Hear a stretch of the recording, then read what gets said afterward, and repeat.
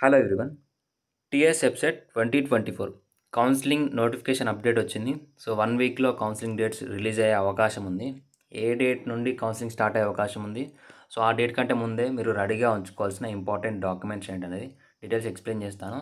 So కౌన్సిలింగ్కి సంబంధించి complete guidance, person to person guidance కావాలి అనుకుంటే మీరు కౌన్సిలింగ్ స్టార్ట్ అయిన దగ్గర నుంచి కాలేజ్లో జాయిన్ అయ్యే వరకు ప్రతి ఒక్క ఇన్ఫర్మేషన్ మీకు అప్డేట్ అనేది చేయడం జరుగుతుంది person to person. So interest ఉన్న వాళ్ళు మెంటర్షిప్ ప్రోగ్రామ్ అనేది స్టార్ట్ చేశాము. డిస్క్రిప్షన్లో వాట్సాప్ లింక్ ఉంటుంది. సో మెంటర్షిప్కి ఇంట్రెస్ట్ ఉన్న వాళ్ళు మాత్రమే మెసేజ్ చేయండి, వాట్సాప్లో కాంటాక్ట్ అవ్వచ్చు. మీకు ఏమైనా జనరల్ డౌట్స్ కానీ కౌన్సిలింగ్కి సంబంధించి కంప్లీట్ గైడెన్స్ అనేది అక్కడ ప్రొవైడ్ చేయడం జరుగుతుంది. సో ఇక డీటెయిల్స్లోకి వెళ్తే మనకి 1 వీక్లో కౌన్సిలింగ్ నోటిఫికేషన్ రిలీజ్ చేస్తామని చెప్పారు. సో ఇది మెయిన్గా జోసా కౌన్సిలింగ్, జేఈఈ మెయిన్స్ కౌన్సిలింగ్ని బేస్ చేసుకొని ఈ డేట్స్ అనేది రిలీజ్ చేయడం జరుగుతుంది. ఎందుకంటే జోసా కౌన్సిలింగ్ స్టార్ట్ అయిన తర్వాత మాత్రమే మనకి కౌన్సిలింగ్ అనేది స్టార్ట్ అవుతుంది ఎంసెట్.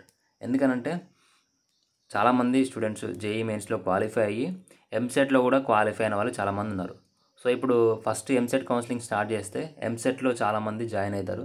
మళ్ళీ ఆ తర్వాత జేఈఈ మెయిన్స్ కౌన్సిలింగ్ స్టార్ట్ చేస్తే ఆ జేఈఈ మెయిన్స్ కౌన్సిలింగ్లో కూడా అందులో కూడా పార్టిసిపేట్ చేసి ఒకవేళ సీట్ జేఈఈ మెయిన్స్ జోసా కౌన్సిలింగ్లో సీట్ వస్తే మనకి అటు వెళ్ళిపోతారు, ఎన్ఐటీస్కి జిఎఫ్టీస్కి వెళ్ళిపోతారు. సో ఈ టీఎస్ ఎంసెట్లో మనకి మన స్టేట్లో సీట్స్ వేకెన్సీ ఏర్పడతాయి.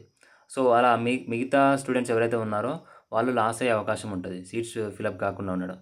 సో ఇలా ప్రతి సంవత్సరం జోసా కౌన్సిలింగ్ స్టార్ట్ అయిన తర్వాత మెరిట్ స్టూడెంట్స్ అందరూ అటు వెళ్ళిపోయిన తర్వాత మనకి టీఎస్ ఎంసెట్ కౌన్సిలింగ్ అనేది స్టార్ట్ చేస్తారు.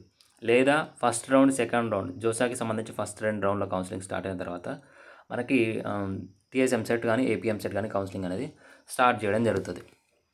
సో ఇది మనకి 1 వీక్లో వాటన్నిటిని దృష్టిలో ఉంచుకొని మనకి నోటిఫికేషన్ రిలీజ్ చేస్తారు. జూన్ సెకండ్ వీక్లో చేస్తారా, జూన్ లాస్ట్ వీక్లో స్టార్ట్ అవుతుందా అనేది సో తెలుస్తుంది.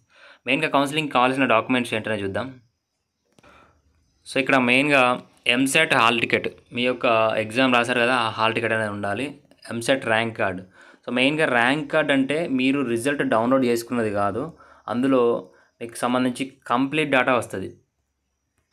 సో అఫీషియల్ వెబ్సైట్లోకి వెళ్తే మీకు ఇక్కడ download rank card for engineering, agriculture, pharmacy అని ఇచ్చారు. సో అఫీషియల్ వెబ్సైట్ నుండి మాత్రమే మీరు మీ ర్యాంక్ కార్డ్ అనేది డౌన్లోడ్ చేసుకోవాలి. సో జస్ట్ మీరు రిజల్ట్ చెక్ చేసుకున్నారు కదా, సో అది మాత్రం వ్యాలిడ్ కాదు. ర్యాంక్ కార్డ్ విషయంలో మాత్రం మీకు ఎట్టి పరిస్థితిలో అఫీషియల్ వెబ్సైట్ నుండి ర్యాంక్ కార్డ్ అనేది వస్తుంది. కేటగిరీ వైజ్గా ర్యాంక్ ఎంత ఉంది మీద అనేది సో డీటెయిల్స్ అయితే చెప్పడం జరుగుతుంది.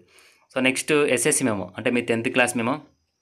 నెక్స్ట్ ఇంటర్ మెమో ఒకవేళ లాంగ్ మెమో అవైలబుల్గా లేకపోతే చాలామందికి మీకు ఇంకా ఇంటర్మీడియట్ కాలేజ్ నుంచి రాదు. సో వాళ్ళు షార్ట్ మెమో అనేది ఉన్నా పర్లేదు, షార్ట్ మెమో మీకు అఫీషియల్ వెబ్సైట్ నుంచి డౌన్లోడ్ చేసుకోవచ్చు, టీఎస్బీఐ అఫీషియల్ వెబ్సైట్ నుంచి. Next caste certificate, SC ST BC వాళ్ళకి క్యాస్ట్ సర్టిఫికేట్ అనేది కావాలి. అది లాస్ట్ 3 years నుంచి, అంటే ప్రీవియస్ ఇయర్స్ ఉన్నా అంతకుముందు ఇయర్స్ ఉన్నా పర్లేదు. క్యాస్ట్ సర్టిఫికేట్కి వ్యాలిడిటీ అంటూ ఏముండదు, మనకి లాస్ట్ 3 years మీ సేవ నుంచి తీసుకునే సరిపోతుంది. నెక్స్ట్ ఆధార్ కార్డు అనేది మనకి లేటెస్ట్ది అప్డేట్ అనేది ఉండేలా చూసుకోండి. మీ యొక్క ఎస్ఎస్సి మెమోలో డేట్ ఆఫ్ బర్త్ ఎలా ఉందో ఆధార్ కార్డులో అలానే డేట్ ఆఫ్ బర్త్ ఉండేలా చూసుకోండి. ఏమైనా మిస్టేక్స్ ఉంటే మాత్రం వెరిఫై చేసుకోవడానికి ట్రై చేయండి, ఎందుకంటే మళ్ళీ కౌన్సిలింగ్లో ప్రాబ్లం అవ్వచ్చు. నెక్స్ట్ స్పెషల్ కేటగిరీ ఎవరైతే ఉన్నారో, ఫిజికల్లీ హ్యాండిక్యాప్డ్ కానివ్వండి, ఎన్సీసీ కానివ్వండి, స్పోర్ట్స్ కానివ్వండి, క్యాప్ కోటా ఎవరైతే ఉందో సో వాళ్ళు ఆ సర్టిఫికెట్స్ అనేది రెడీగా ఉంచుకోండి, ఒరిజినల్. నెక్స్ట్ ఇన్కమ్ సర్టిఫికేట్, మనకి January 1, 2024 తర్వాత తీసుకున్న ఇన్కమ్ సర్టిఫికేట్ అనేది వ్యాలిడ్ అవుతుంది. సో అంతకుముందు ప్రీవియస్గా తీసుకునేది మాత్రం వ్యాలిడ్ కాదు. ఒకవేళ మీకు ఇన్కమ్ సర్టిఫికేట్ ఇప్పుడు లేదనుకుంటే కాలేజ్లో వెళ్ళేటప్పుడైనా కానీ అక్కడ సబ్మిట్ చేయొచ్చు. Next ration card, white ration card ఉంటే white ration card, ration card లేని వాళ్ళు నో ప్రాబ్లం. సో ఇది మ్యాండేటరీ అయితే కాదు, రేషన్ కార్డు ఉన్న వాళ్ళకి మాత్రమే. నెక్స్ట్ మీకు స్టడీ లేదా బోనఫైడ్ 6th నుంచి ఇంటర్మీడియట్, సో 6th క్లాస్ నుంచి ఇంటర్మీడియట్ వరకు స్టడీ సర్టిఫికేట్స్ అన్న బోనఫైడ్ సర్టిఫికేట్స్ అన్న ఒకటే. సో 6th క్లాస్ నుంచి ఇంటర్మీడియట్ వరకు ఆ బోనఫైడ్ సర్టిఫికేట్స్ లేదా స్టడీ సర్టిఫికేట్స్ అనేది ఒరిజినల్ కావాలి, ఒరిజినల్స్తో పాటు జిరాక్స్ కాపీస్.